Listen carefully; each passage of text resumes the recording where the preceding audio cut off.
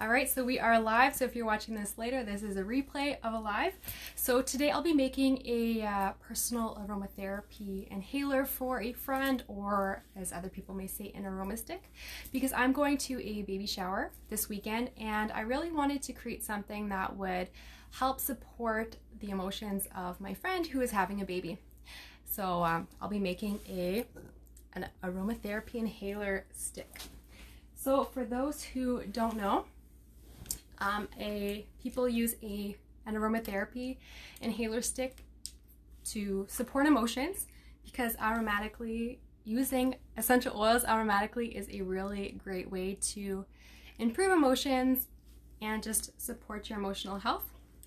So for those who don't know what personal aromatherapy inhalers are, this is what it looks like. Generally speaking, you can buy them as plastic inhalers. So if I'd open it up, I would find a little cotton stick inside, and then people would put the essential oils on the cotton stick, put them in the inhaler, and then they are ready to breathe in. Another kind you can buy is an aluminum aromatherapy inhaler stick. These are my favorite. I find they're a lot more classy, and also if I give them as gifts, they are, I don't know, just like a notch up from the plastic ones. So this one will be able to see a lot better. Yes. Welcome, Claire. I'm glad you made it to this one. So with the aromatherapy one that is aluminum, you open it up, you'll see that there is a cotton stick in the middle, and usually you would take it out. I would put the drops on the cotton stick, place it in, close it up, and it is ready to use as an inhaler stick. So it's so great, a great way to use essential oils aromatically. So the one I'm making today is more of a homemade one, so that future mama will know that she can make her own at home as well.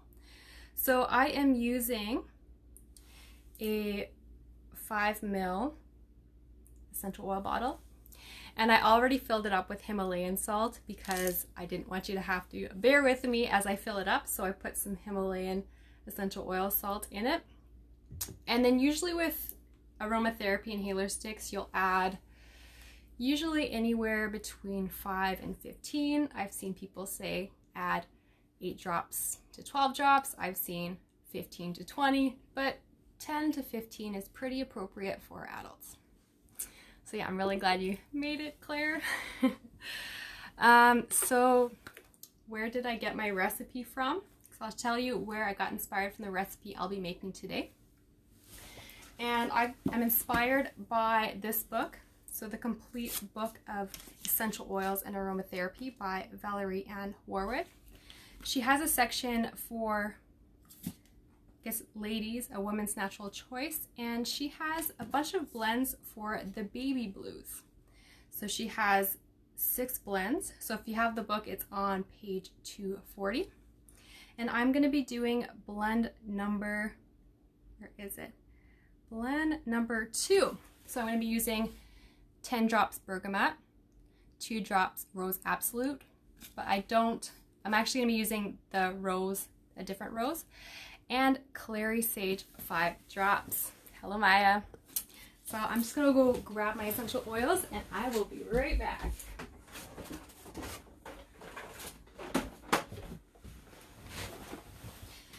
So if you're wanting to make some for your friends, an aromatherapy inhaler, you can use different oils, obviously depending on what emotion you'd like to evoke.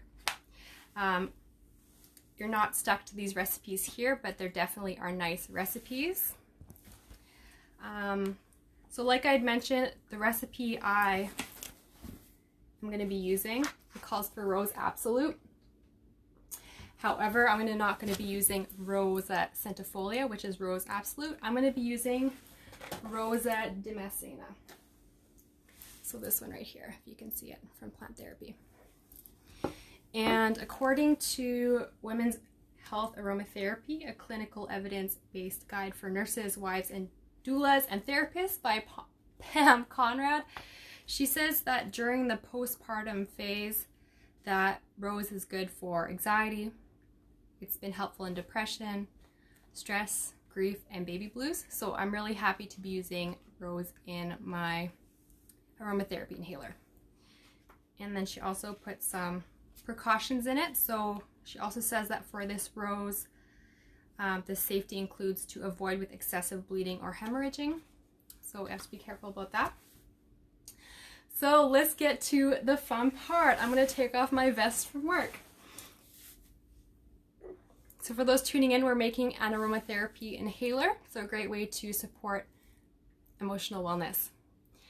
And so I have my bottle with Himalayan salt inside of it. And I'm going to follow the recipe from Val's book. And I'm going to put 10 drops of bergamot.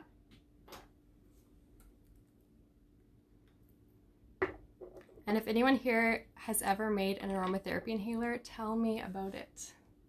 What did you make it for and what oils did you use? So I'm doing 10 drops here.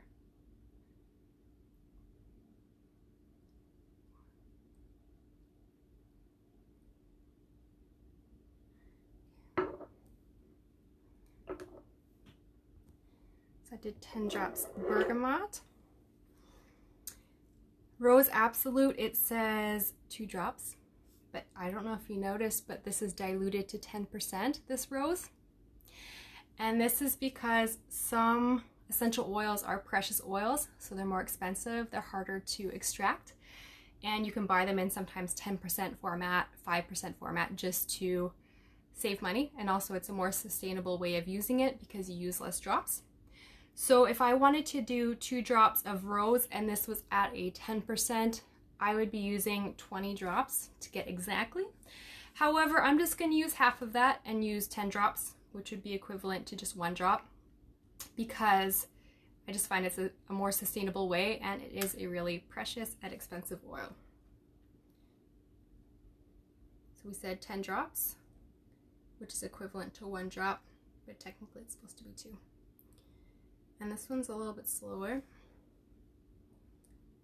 but once it gets going, it'll be better.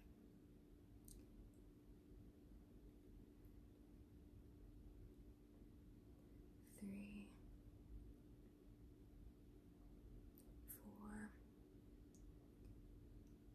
4, 5.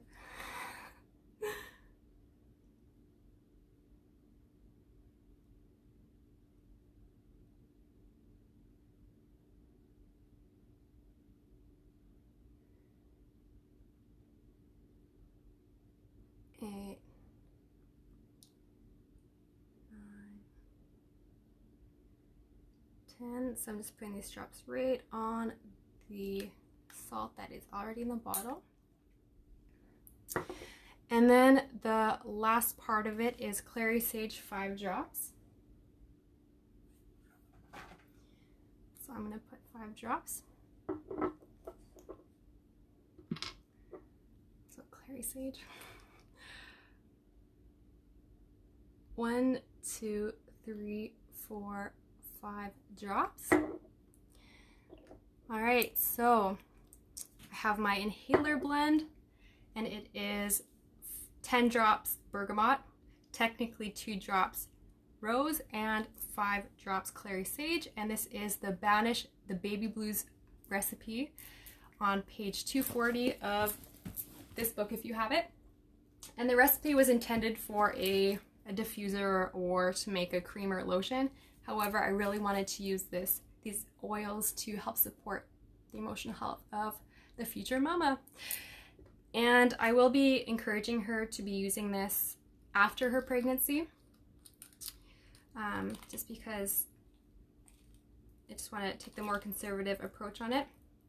So I filled it up a little too much with salt, so you'll see I have trouble closing this. Normally I've already used bottles that have been used for myself. So I'm gonna actually take this plastic piece out because I was going to anyways. Give it a little mix. It smells really great. And I'm just gonna shut it so it's ready to be used by my friend. So I'm actually going to share with you what it looks like when she breathes it in. So I'll probably ask her after she's already given birth that if she wants to reap the aromatic benefits of essential oils without everyone else smelling it, without exposing it to the baby, she can just kind of take her aromatherapy inhaler, which is actually this one, and just put it by her nose. Take a good breath in for 5 seconds. Breathe out for 5 seconds. The other nose, she can breathe in for 5 seconds. Breathe out for 5, 2, 3, 4, 5. And then that she can do that 2 to 3 times just to help center herself, help to support herself emotionally. So she can do that every day for a bit just to help, I guess, combat maybe those baby blues or these crazy emotions she might be experiencing postpartum. So hello everyone who's here. I'm sorry, I feel like I'm ignoring you during the live, but I get so nervous. Hello everyone. And Sarah says, yeah, feel free to comment on any kind of aromatherapy inhaler blends you've ever made, and I'll read them. So Sarah says, been looking forward to seeing this as I am 4 months postpartum. I've never been pregnant, but I wonder if my emotions are going to go so crazy. I'm so glad I have essential oils. So Sarah, I would recommend getting this book. It's, like I said, it is Women's Health Aromatherapy by Pam Conrad, and she is a registered nurse and a clinical aromatherapist. Yeah, she goes by Certified Clinical Aromatherapy Practitioner. And she has so much information, a lot of her research. As I just talked to Ashley, I don't know if you guys know who Ashley is, I'll tag her in the comments. She told me that all of this is clinical based research, so all of it's from clinical trials. And she has sections on pregnancy and prenatal aromatherapy, aromatherapy for labor and delivery, a section for postpartum aromatherapy. So she has a whole section on how to use essential oils for the emotions after postpartum. So we have like anxiety, baby blues, depression, edema, fatigue, grief, insomnia, lactation, nausea, pain, stress. And she goes through how you can use it, which is wow. Which I'll tell you where to get it in the description of my video.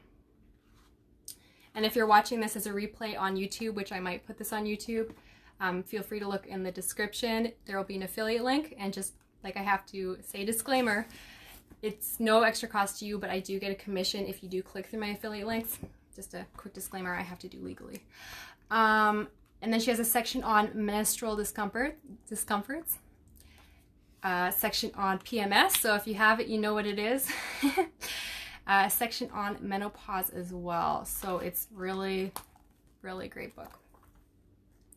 I've made one for allergies. Claire says, what did you put in your allergy inhaler? Sorry, I don't know how to wave to everyone. You're very welcome. Yeah, I'm excited to have this as a tool when I get pregnant, because I'm really prone to really having emotions that are wild. So does anyone have any questions about aromatherapy inhalers? And that's okay if some of them are repeats.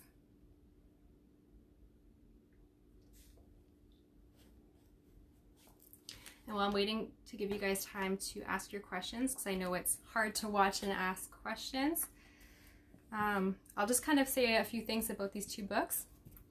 The complete book of essential oils and aromatherapy, I love it, I love it, I love it. I go crazy. I use it as a reference book.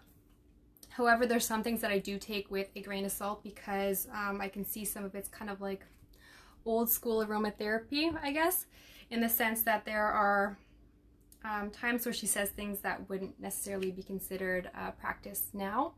Like, for example, she says you can use essential oils undiluted in the bath, or that they can be diluted with salt, or she says some other things. So I take some things here with a grain of salt, because they're kind of, I don't want to say outdated, but I would put safer practices on some of the things she says, but I would still recommend this book like crazy. whereas Pam, she's a lot more conservative. She's a clinical aromatherapist. It's more modern, but both these books are really awesome. Hi, Aurora. How long do they last? The aromatherapy inhalers, I want to say a few months. It really depends on how much you use it. So if you use it like almost never, you might find that even like 4 months down the road, it's fine.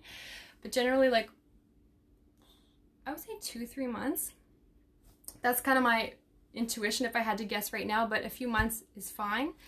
And if you feel like the aromas are going away, like for example this one, I can say, oh, I'm going to put some more and kind of give it a refill. So put some more essential oils in to kind of freshen it up. Or if I wanted to freshen up this one, I would put the oils in again, the same blend. However, I would only freshen it up 2 or 3 times. After that, I would just take the whole cotton wick out, put a new one in, and then start over again, because essential oils do oxidize. And when they do oxidize, they change chemically. So I would probably only freshen it up 2 to 3 times, and then after that, put a new cotton wick, and then put the new essential oil blend, even if it's the same blend. Same with the salt. Does that make sense? And I'm trying to think what else.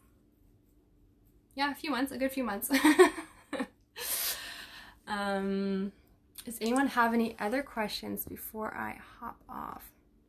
I should check the question box. Oh, there's nothing in the question box. But yeah, really good question. And also when you are inhaling, it's important to take health into consideration as well. So if you are on certain medications, there may be certain essential oils that are unsafe for you to inhale. Sometimes people think, oh, well, drug interactions are just when you're taking essential oils internally.